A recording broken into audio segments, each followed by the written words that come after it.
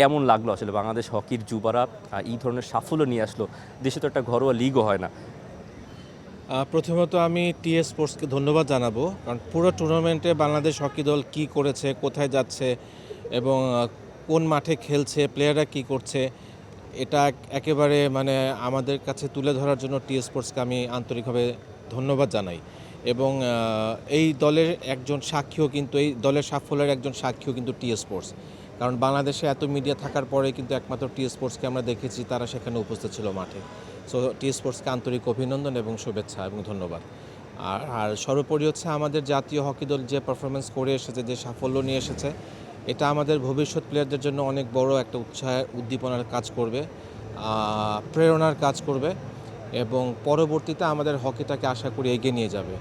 এবং আমিরুলকে বলবো যে আমিরুল যেটা করে দেখিয়েছে, এটা যে কোনো প্লেয়ারের স্বপ্ন থাকতে পারে, স্বপ্ন হতে পারে। প্রিমিয়াম হেজেলনাট ফ্লেভারে পোলার কার্নিভাল হেজেলনাট আইসক্রিম। পোলার, মন ভালো থাক। এবং সেই স্বপ্নটা কিন্তু সে বাস্তব করে দেখিয়েছে। 6টা ম্যাচ, 5টি হ্যাট্রিক, 18টা গোল। So it's amazing. এবং আমি বাংলাদেশের হকি দলের প্রতিটি খেলোয়াড়কে এবং কোচিং স্টাফ থেকে নিয়ে শুরু করে যারা ছিল দলের সাথে, সবাইকে আমি অভিনন্দন জানাচ্ছি, শুভেচ্ছা জানাচ্ছি।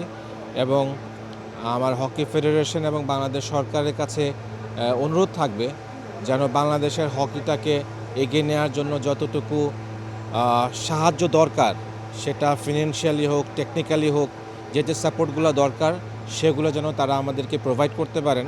কারণ আমরা কিন্তু এর আগে অনেকবার প্রমাণ করেছি যে বাংলাদেশ হকিতে ভালো কিছু করতে পারে, এবং এবার কিন্তু আমরা সেটা করিয়ে দেখিয়েছি যে আসলে বাংলাদেশ ভালো কিছু করতে পারে। সুযোগ সুবিধা এবং খেলার সুযোগ যদি পায়, প্রতি বছর লিগ খেলতে পারে, ফ্র্যাঞ্চাইজি লিগটা যদি খেলতে পারে, এবং এর বাইরেও অফিস লিগ আছে, বিজয় দিবস হকি টুর্নামেন্ট আছে, বিভিন্ন ডোমেস্টিক টুর্নামেন্ট আছে, ন্যাশনাল চ্যাম্পিয়নশিপ আছে। সবগুলো টুর্নামেন্টের মাধ্যমে যদি বাংলাদেশে প্রতি বছর বা সারাটা বছর জুড়ে যদি হকিটাকে মাঠে রাখা যায়, আমার মনে হয় যে বাংলাদেশের হকি অচিরেই অন্য একটা লেভেলে যাবে।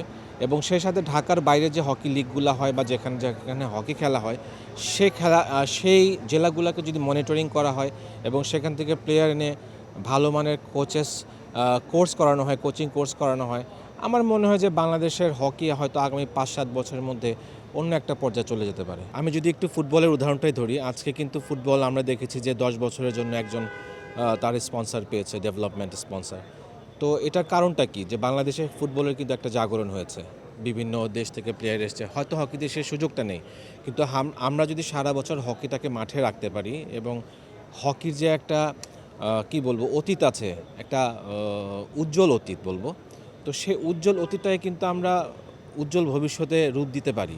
সেজন্য একটা পরিকল্পনা নিতে হবে আপনাকে, এবং সেই পরিকল্পনাটা হতে হবে শুধুমাত্র প্লেয়ার কেন্দ্রিক, খেলা কেন্দ্রিক, টুর্নামেন্ট কেন্দ্রিক, এবং বাংলাদেশের হকিটাকে পুরো বাংলাদেশে ছড়িয়ে দেওয়ার একটা পরিকল্পনা নিতে হবে। আলহামদুলিল্লাহ, অনেক ভালো লাগতেছে। দেশের জন্য আমাদের সর্বোচ্চটুকু দিয়ে ভালো একটি রেজাল্ট করতে পেরেছি, দেশবাসীর সুনাম অর্জন করতে পেরেছি, দেশের পতাকা বিশ্বমঞ্চে সবার উপরে উঠাতে পেরেছি। আমিরুলের বিষয়ে কিছু বলেন, যে 6 ম্যাচে 5টা হ্যাট্রিক করলো। He is great person. তার অবদানের জন্য আজকে বাংলাদেশ এত ভালো একটি রেজাল্ট করেছি। আমরা জাস্ট দলীয় গেম, যেহেতু হকি, আমরা সাপোর্ট দেওয়ার চেষ্টা করেছি, কিন্তু সব কিছুর অ্যাচিভমেন্টের পিছনে আমিরুল ভাইয়ের অবদান অপরিসীম। For more updates, subscribe to our YouTube channel and click on the bell icon. Follow us on Facebook and Instagram. Download T-Sports app to enjoy exciting games and highlights. Visit tsports.com.